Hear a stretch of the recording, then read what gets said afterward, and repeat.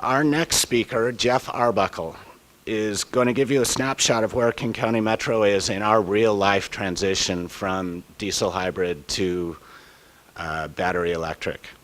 Jeff is our capital program manager for operational capacity growth.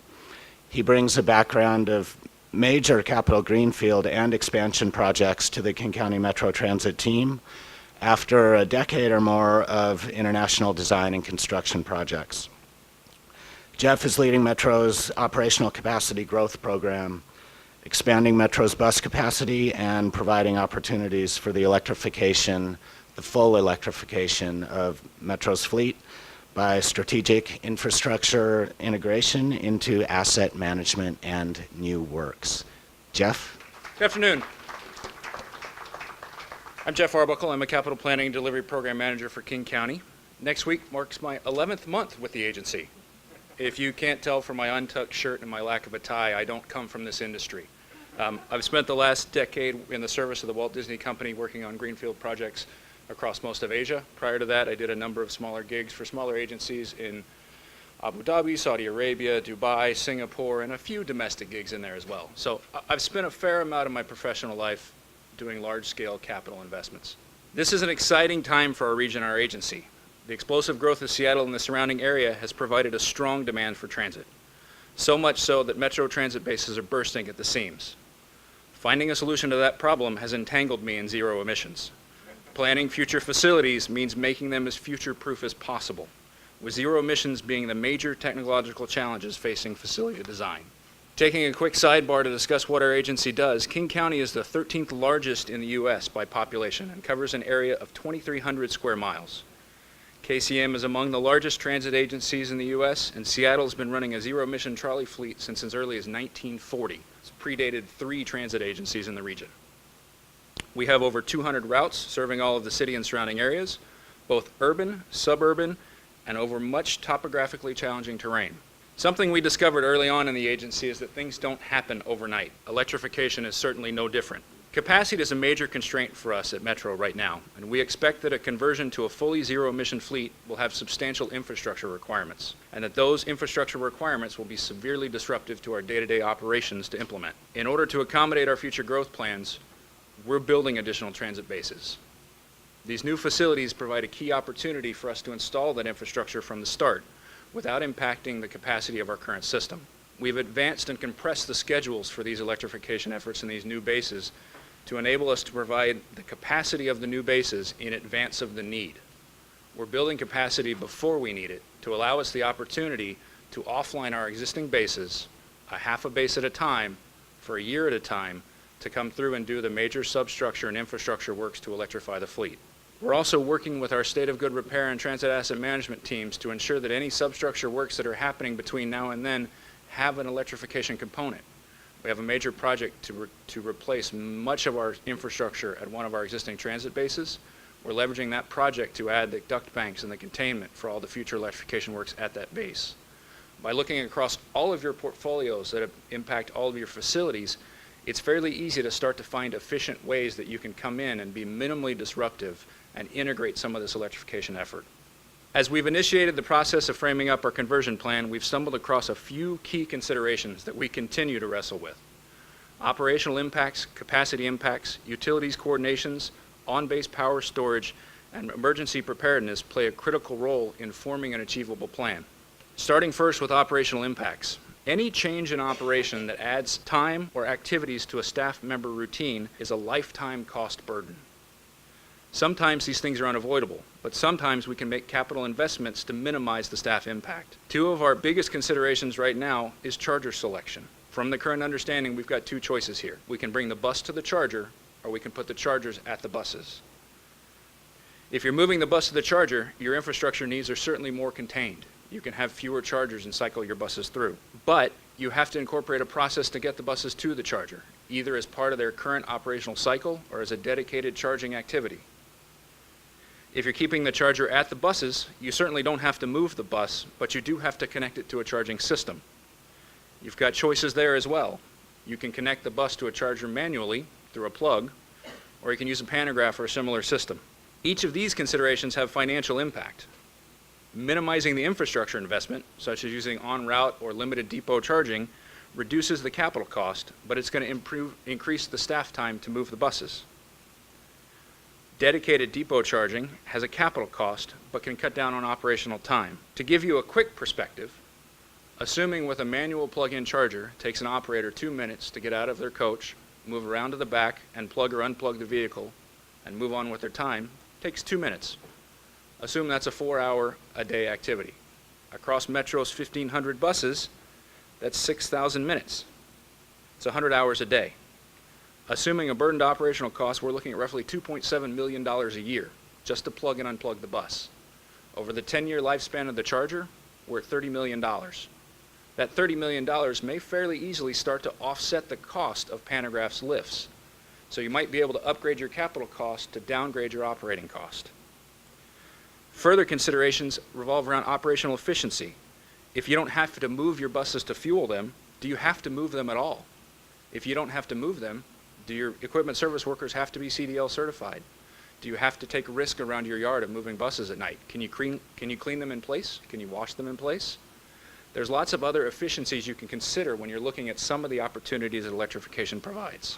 Base capacity impacts. This is my favorite one. Depending on the charging style you implement, there's certainly a potential notable reduction in yard capacity. All of our Metro bases utilize lane parking, on average with a 12-foot lane. With that configuration, there's not a lot of space for charging infrastructure in the yard. We don't know yet what our permanent charging style is.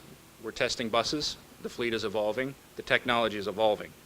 But for the sake of planning, we have to make some assumptions and start to make some design considerations. As of right now, we're considering using a pair of 12-foot lanes with a 4-foot aisle between each lane to provide a suitable location for charging infrastructure. That 4-foot aisle provides a place to provide the charger, a place to coil the cables, or a place to land the structural legs to support an overhead gantry system. For a capacity impact, this is 1 lane lost out of every 6 electrified, for approximately a 15% reduction in the overall capacity. If we don't have a solidified solution by the time we get into 30% design on our new transit bases, this is the plan we'll lay out. This is where we'll run the duct banks. As technology evolves, we can hope that we don't have to put infrastructure every other lane, add back that 1 lane every 6, and go with longer gantries. But starting to establish a grid system, a duct bank system underneath the ground when we have the opportunity gives us the ability to come in and implant this later. Duct banks are very inexpensive when you're having to dig them anyway. They are very expensive to come back and retrofit. Our next major fun topic is cooperation with utilities. The one thing you will unquestionably need more of on your site, regardless of how you charge, is power. This is also perhaps the biggest wild card of this conversation, but it's something you need to make an assumption for right up front. It's the precursor for every conversation that follows. If you ask for too much power, you're going to plan for and pay for a lot more than you need. But if you aim too low, you can't operate. Our assumption is to aim high. Bus manufacturers have provided some calculators to help. We've leveraged one and assume at one of our larger bases operating 1 million miles a month with a 4-hour charge window, we're in the neighborhood of 20 megawatts for that one single base. This is substation level power. At best, it's a dedicated transformer. One of the biggest challenges in our early coordination with utilities was land availability. When you're asking for this much power, it's very potential that your local utility won't have a place to put that substation or that transformer. Part of the way we're mitigating this is understanding what that requirement is and trying to start to build in some dedicated land for a substation. Initial conversations lead to the need of a half an acre for each substation at each of our sites. We're fortunate in that we tend to have our bases clustered together, which may be able to limit that need, but we're not sure yet. Being able to provide the utility that land buys down our overall risk, and it helps improve our overall timeline. If we can give them a place to put it, then all we have to do is worry about construction. Further utility considerations revolve around funding, design, and construction of a utility power system. Are you going to do the work? Are you just going to supply the money? Or are you going to pay for it through rates through your utility? If you decide to own the utility power system, are you going to maintain it and operate it? Or are you going to pay your utility to do that for you? Does your utility use time variant pricing or demand charges? Is it cheaper to charge at one point in time of the day or not? We're fortunate here right now in Seattle in that that's not a factor. Demand charges are a factor. The more power you consume, the more power you pay.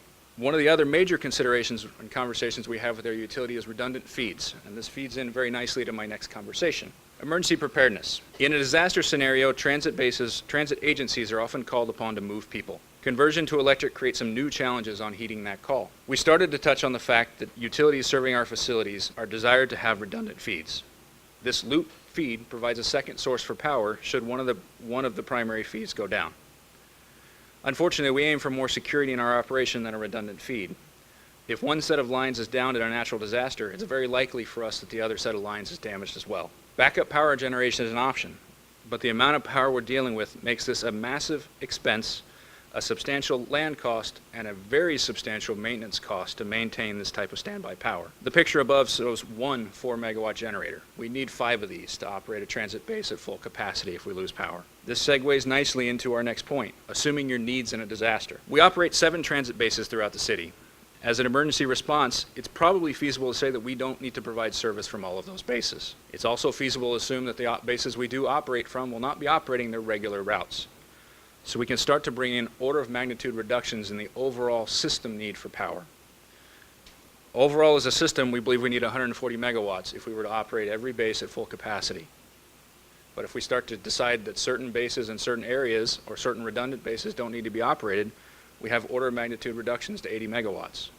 If we assume we run 20% of our average routes during an emergency, we're down to 16 megawatts overall. This becomes a much more feasible number individually at each base to run with.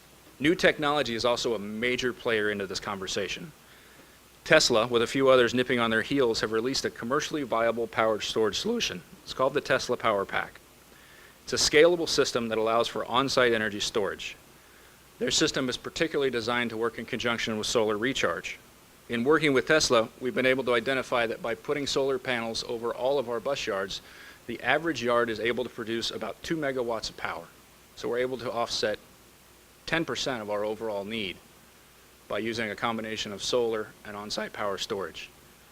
This gives us multiple benefits. It gives us the ability to mitigate time of use charging by drawing on the batteries if it's more expensive to charge during a certain time of day.